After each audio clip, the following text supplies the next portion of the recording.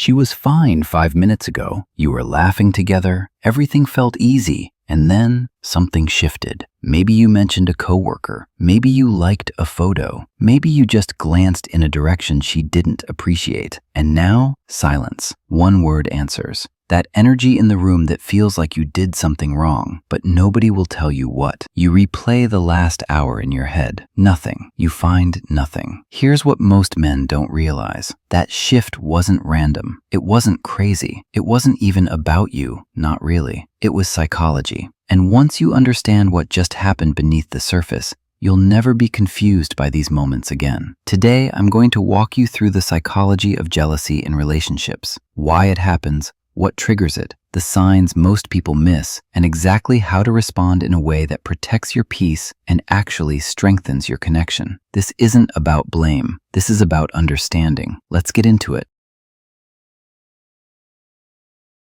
Before we go any further, let's get something straight. Jealousy is not a flaw. It's not a weakness, and it's definitely not exclusive to one gender. Jealousy is a hardwired emotional response that exists in every human being. It evolved for a reason, to protect pair bonds, to signal threats, to keep us alert when something valuable might be slipping away. Psychologists describe jealousy as a social emotion, meaning it only exists in relation to other people. You can be angry alone. You can be sad alone. But jealousy? Jealousy requires three players: you, your partner, and a perceived threat. And here's the key word: perceived. Jealousy doesn't require an actual threat. It only requires the feeling of one. That's why someone can become jealous over a comment, a memory, or even a hypothetical situation that hasn't happened. The brain doesn't distinguish between real danger and imagined danger when emotions are involved. It just reacts. So when your partner suddenly becomes distant after something that seemed insignificant to you,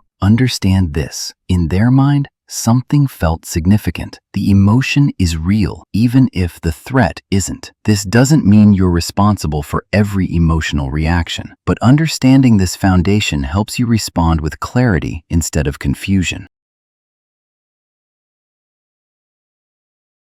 Now let's go deeper. One of the biggest drivers of jealousy is something psychologists call social comparison theory. It was developed by Leon Festinger in 1954, and it explains a fundamental truth about human nature. We evaluate ourselves by comparing ourselves to others. This isn't vanity. It's survival programming. For thousands of years, knowing where you stood in the social hierarchy determined your access to resources, protection, and mates. Our brains evolved to constantly scan and compare. And here's what's important. This comparison happens automatically. It's not a conscious choice. It's a background process running all the time. Now, comparison becomes jealousy when the result feels threatening. Let me give you an example. Your partner sees you talking to someone attractive. Instantly, without conscious thought, their brain starts comparing. It asks questions like, is she prettier than me? Funnier? More interesting? Does he prefer her energy? These questions aren't logical. They're emotional reflexes, and they happen in seconds. If the comparison result feels unfavorable, insecurity activates, and insecurity needs an outlet. That outlet might be silence. It might be irritation. It might be a sudden need for reassurance disguised as a random question. Here's the thing most men miss. You're not being tested. You're witnessing an internal battle that has very little to do with you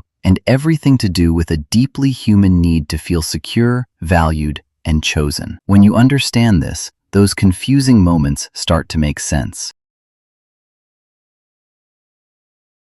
Let's talk about competition. Humans are competitive by nature. We compete for jobs, status, attention, and yes, romantic partners. This isn't toxic, it's evolutionary. But here's where it gets nuanced. Research shows that competition in relationships often isn't direct. It's subtle. It operates in the background through something called indirect aggression, behaviors like exclusion, gossip, withdrawal, or subtle put-downs. Why indirect? Because direct confrontation carries social risk. Indirect methods achieve the same goal with less exposure. In relationships, this might look like a dismissive comment about someone you mentioned, sudden disinterest when a certain topic comes up, over-analysis of your interactions with others, seeking extra reassurance after you've been social. None of this is necessarily manipulation. Most of the time, the person doing it isn't fully aware of why they're doing it. It's an emotional response to feeling like their position is being challenged. And underneath all competitive behavior is one core need: validation. The need to feel chosen, the need to feel like you're not replaceable, the need to know that among all the options in the world, you are the one they want. This need exists in everyone. Men feel it too. We just tend to express it differently. When you see competitive behavior in your partner, don't react to the surface. Look beneath it. What you'll usually find is someone silently asking, "Am I still your first choice?"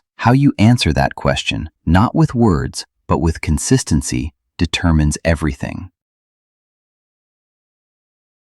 Let's get practical. There are certain situations that tend to trigger jealousy more than others, not because they're wrong, but because they tap into deep psychological sensitivities. 1. Attention shifts. When your attention moves from your partner to someone else, especially someone attractive, it can feel like a withdrawal of value, even if it's completely innocent, even if it's a 2-second glance. The emotional brain doesn't do nuance. 2. Praise for others. Complimenting someone else in front of your partner can trigger instant comparison. Does he think she's better than me? The more specific the compliment, the more activating it tends to be. 3. History and memories. Mentioning ex-partners, old friendships, or past experiences with others can trigger what psychologists call retroactive jealousy. Jealousy about things that happened before the relationship even existed. It's not logical, but it's extremely common. 4. Independence and mystery. This one surprises people. When you have a life outside the relationship, friends, hobbies, ambitions, it can sometimes trigger insecurity in a partner who feels uncertain about their place in your world. Your growth can feel like a threat to someone who fears being left behind. 5. Success and attention from others. When you level up, career success, physical improvement, social proof, you become more attractive to others. Your partner notices this, and the awareness that others are noticing you too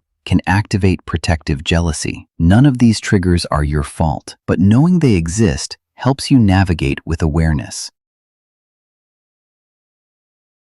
Jealousy doesn't always announce itself. In fact, it usually hides. Here are subtle signs that jealousy might be operating beneath the surface. Withdrawal. Suddenly less talkative, less affectionate, creating distance without explanation. This is often self-protection, pulling back before getting hurt. Over-questioning, asking detailed questions about your day, your interactions, your plans. This isn't always curiosity. Sometimes it's surveillance dressed as interest. Mood shifts after social situations. Everything was fine until you came back from an event, a work function, or time with friends. Now there's tension. The event triggered something. Subtle put-downs. Small comments that diminish others you've mentioned. "Oh, she seems nice, I guess." This is competitive positioning, reducing the perceived threat. Increased need for reassurance. More frequent questions about your feelings. More need for verbal affirmation. Jealousy creates doubt, and doubt seeks constant evidence. Testing behaviors. Mentioning other men to see your reaction. Creating small scenarios to gauge how much you care. This is usually unconscious, an attempt to measure your investment. When you see these signs,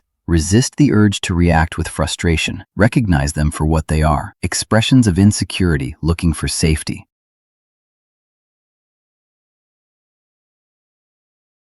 Left unaddressed, jealousy creates cycles. It starts with a trigger, then comes the emotional reaction, withdrawal, interrogation, or conflict. Then comes your response, confusion, defensiveness, or frustration. Then comes escalation. Then comes repair. Then another trigger. This cycle can repeat for months, even years, without either person understanding what's actually happening. Over time, jealousy erodes trust, not because anyone is untrustworthy, but because the emotional experience of jealousy feels like evidence of a threat. The brain doesn't separate feeling from fact. Partners start walking on eggshells. Communication becomes strategic instead of authentic. Intimacy suffers because vulnerability feels risky. The tragedy is that jealousy usually comes from caring. It comes from not wanting to lose someone, but expressed poorly, it pushes away the very person it's trying to keep close. This is why understanding is so important, not to excuse harmful behavior, but to interrupt the cycle before it causes damage.